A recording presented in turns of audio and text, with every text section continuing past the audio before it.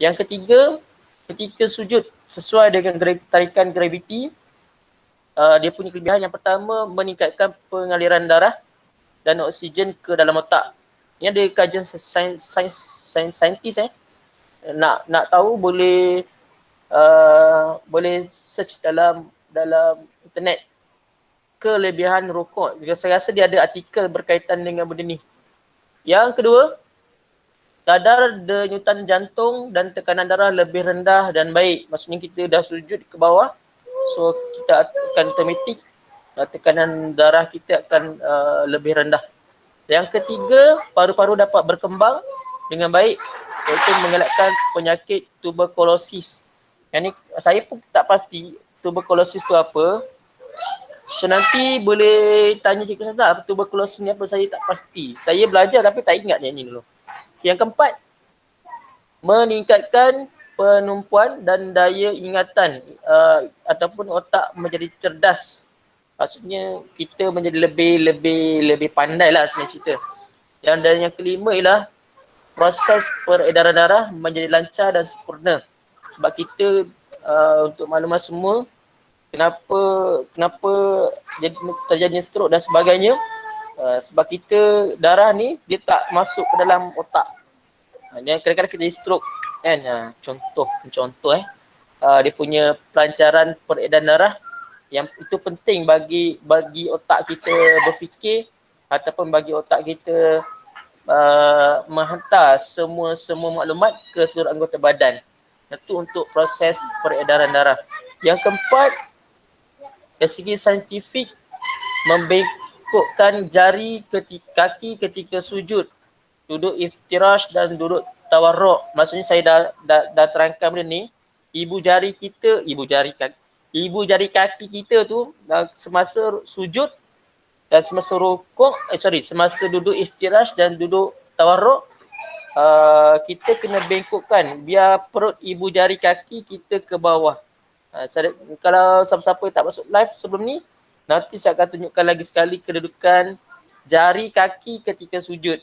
Maksudnya kita kena biar perut ibu jari kaki kita ke bawah. Apa kelebihannya kita tengok. Yang pertama ialah meningkatkan kadar pembakaran lemak dalam badan. Inilah dia punya kajian saintifik. Yang kedua ialah melancarkan pengaliran darah ke jantung.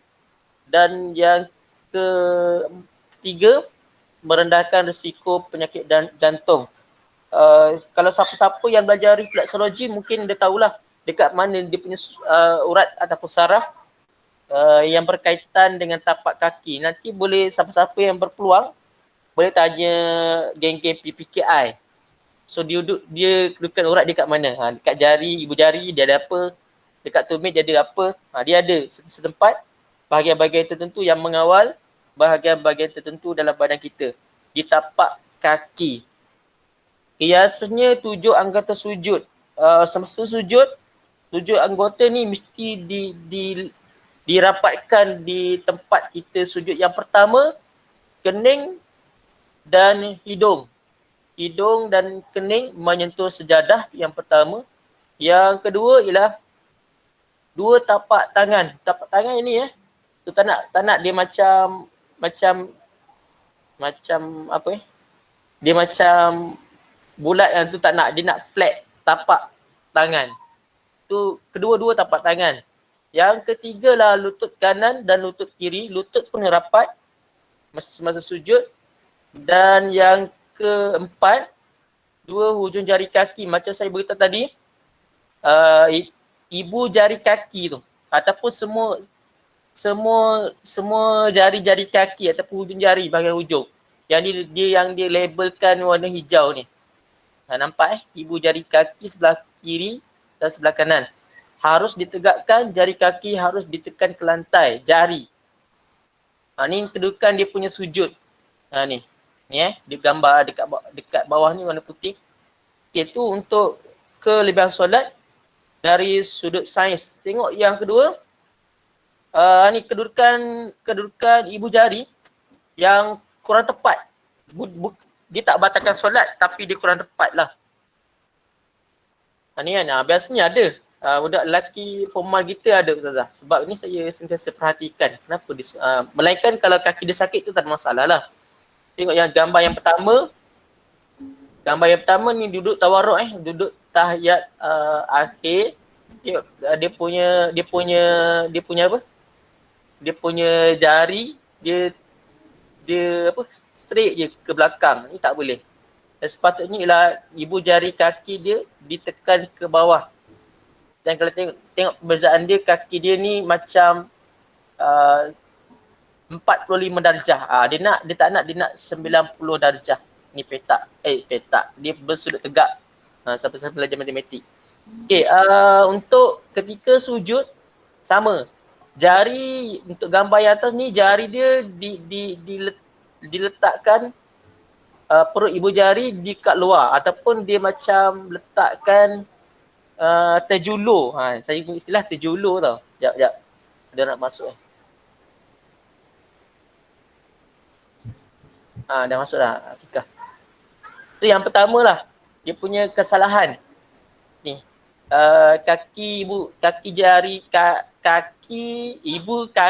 Jari kaki belik lah. Jari kaki gambar yang pertama ni dia terjulur macam tu. Dia tak nak. Dia sebabnya bila kita sujud jari kaki kita dilipatkan. Ini macam gambar dekat bawah ni. Itu baru sujud yang betul ni. Ada 7 anggota sujud tadi kan. Saya ulang balik, kening dan hidung, 2 tapak tangan, 2 lutut dan kedua-dua jari kaki. Yang ni kat belakang 2. Okay, yang seterusnya tengok khusyuk dalam solat. Ni sama-sama kita belajar. Bukan saya kata saya khusyuk solat, tak. Saya tak berani nak jamin saya khusyuk. Nanti boleh minta tip ni, ialah tip yang diberikan dalam buku. Boleh minta tip-tip lagi dekat ustaz ataupun ustazah yang awak kenal lah Macam mana ustaz nak khusyuk dalam solat dan sebagainya kan. Contoh, khusyuk kita bincang untuk khusyuk dalam solat. Kita pergi yang pertama ialah dari segi istilah ataupun dia punya definisi. Yang pertama ialah senyap, tunduk dan merendah diri. Ini untuk dari segi bahasa, dia punya definisi atau bermaksud khusyuk. Yang kedua, dari segi istilah, khusyuk bermaksud menumpukan hati di hadapan Allah dengan menetapkan anggota, memahami serta menghayati setiap perkataan dan perbuatan yang dilakukan dari awal hingga akhir solat. Sebab tu kalau kita nak bincang pasal khusyuk, tengok yang belakang-belakang, sebelah belakang masa nak sembahyang, Masya Allah, saya kata khusyuk tak khusyuk ni? Maksudnya bukan saya kata saya khusyuk, tak. Maksudnya sama-sama kita perbaiki. Apakah kepentingan khusyuk dalam solat? Sekejap lagi kita tengok cara mendapat khusyuk dalam solat. Ada 2, 4, 6, 8. Ada 8 kepentingan dia. Yang pertama, kita tengok yang pertama ialah membentuk daya fokus terhadap tujuan hidup. Yang kedua, mencapai kejayaan dan kebahagiaan. Itu yang kedua. Yang ketiga, insya-Allah jaminan solat kita diterima oleh Allah. Itu yang paling kita nak. Solat kita diterima, tu je. Yang keempat ialah mendapat pengampunan daripada Allah. Yang kelima, memberikan kekuatan rohani. Yang keenam, mendapat merasai kemanisan iman.